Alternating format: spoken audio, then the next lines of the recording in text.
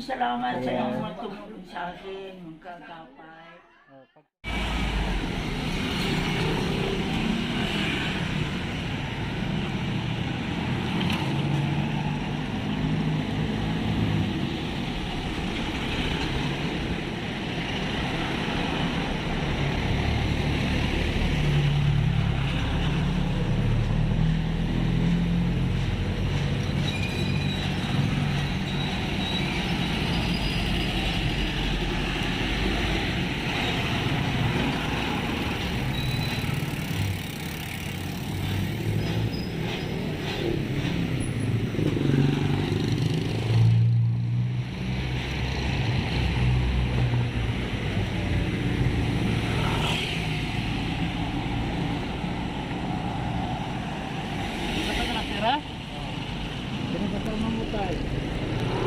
Kasama mo? Bango. Ha? Bango. Saan ba pintuan mo?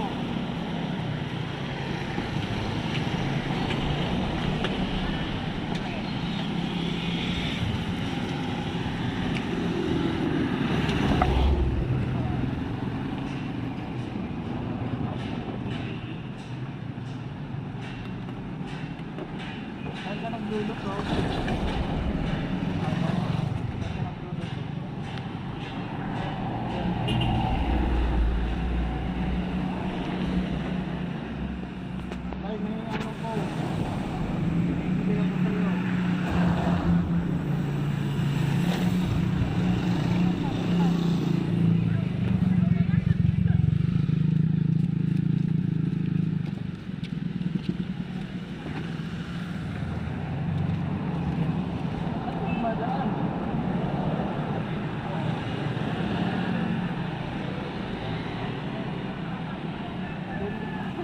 Ganda ng bahay mo.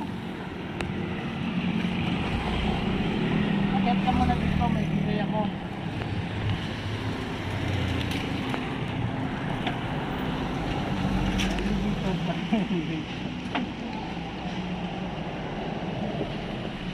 Ikaw lang mag-isa dito?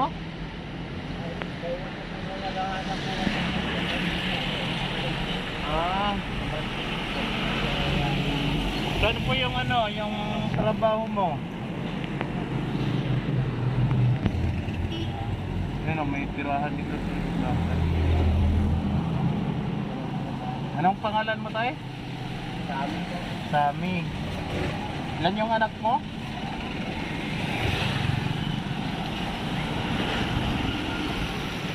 Yan. Dalawa na po ang anak ko.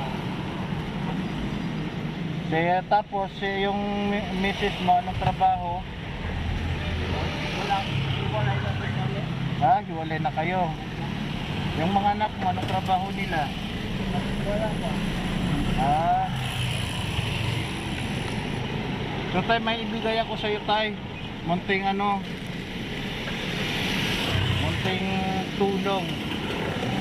Ayan, may asukal, bigas. Meron tayong dyan, mga noodles din. Tsaka kape. Ayan, mga kagapay, actually naglalakad kami dito, napansin namin tong dito, itong barong-barong dito sa tabi ng tulay. So nilapitan namin, sabi ko parang may nakatira dito nga po si tatay. Wala daw siyang asawa, so siya yung bibigyan namin ng munting tulong. Ayan tay, may bigas na po dyan. Ipakita mo nga yung ni tatay. Ayan. Dito yung na Kailangan guwapo. dito yung kusina ni tatay. Dito ito sa may tabi ng ilog. Pag malakas ba yung ulan dyan tay, hindi ba Dito po, umaakit ako dito. hindi umaabot? Abot po dito ang baha. Wala, grabe no. Tapos ito, dito yung higaan ni tatay oh. Dito po. Yan, tapos yun yung lalagyan. Pero yung mga anak mo, saan natutulog? Nasa po sila. Ha? Sa ina nila. Nandun sila. Opo. Yan mga kalinga po. So pagbababa si tatay dyan sa baba, ayun yung hagdan niya oh. Punta na dito. Yan. So yan po tayo, pakilagay dyan yung munting tulong namin sa'yo. Ayan. Si tatay po ay ilang taon ka na tay?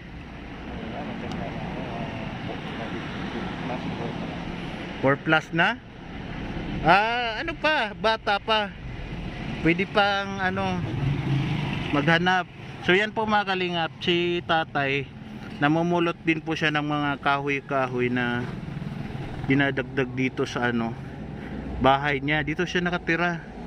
Wala bang ahas dito? Mayroon na, tumudoon, na pintay ng pusa. Malaki, ito kalaki. Ahas? Oo. Grabe, mag-ingat ka dito tatay. Pinatay ng pusa. Galing doon, no? Laki. Ayan po mga kalingap, may ahas daw dito tsaka malaki. Mga ganitong kamay ni tatay. Oo, pinatay na ng pusa. Yan so tay, yan po yung munting tulong ko sa iyo tay. Yan lang muna yung kaya kong ibigay. Na at least may kahit pa paano may makakain kayo bukas. Ngayon, abot pa yan ng 3 araw, 4 na araw. So, laban lang tay. At magpasalamat tayo lagi sa Panginoon na kahit hirap tayo sa buhay ay may dumarating pa rin na grasya. Ayan. So baka may sasabihin ka tay, sabihin mo na. Hindi, kung nakikita naman nila ang pamumuhay ko, dapat kung sino ang mayroong hawak ng government, sila na dapat sabihin. Hindi ako dapat na kasi wala lang paninipilan sa ilang volunteer nila din ilang mga ibang kalere. Kaya nahihiya ako naman kaya ginagamit ko na rin yung sarili ko. So wala pong kabuhayan si tatay. Nag-ano lang din siya. Kumbaga anong tawag dyan, nangangalakal din. Saka itong bahay niya mga pinamulot din niya mga sirang mga gamit. Ayan mga kalinga po. Tapos yun yung lalagyan niya ng yung plato niya, kape. Ayan. So yan po tay, ako'y magpapatuloy na. At sa pasensya na po sa abala na ka namin. Kasi mabuti na lang din na sumilip kami dito. Kasi akala namin walang tao So andyan pala. So maraming salamat tay. Sana po lagi tayong mag-pray na may mga grasya pang dumating. Lagi ako nagdadasal. Oo, huwag kalimutan magdasal sa sa Panginoon. So yan po, maraming salamat po. Bye-bye. Salamat po. So yan po mga kalingap, kagapay. Si tatay po yung binigyan namin kasi yun nga, nadaanan namin yung munting, napansin ko yung yung tinitirahan niya. So sinubukan namin natingnan yung bahay. So yun nga, may tao si tatay. So kayong binigyan ko ng munting tulong. So yun po, maraming salamat po sa lahat sa sumusuporta po sa ating channel. Thank you po sa mga hindi nag-skip ng ads. Maraming salamat. God bless po. Bye bye. Napaiyak po siya bukas. Maraming salamat po kuya sa pag-share na walang paa, walang kamay. Kakabari ako dito, bigyan ko sa'yo. Hindi nila alam. Si kuya nandito. Ano pangalan niyo? Para.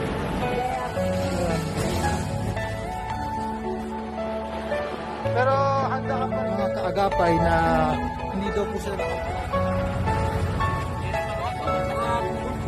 Tapos iniilis kahit pa ako. Sino po ang kasama niyo dito?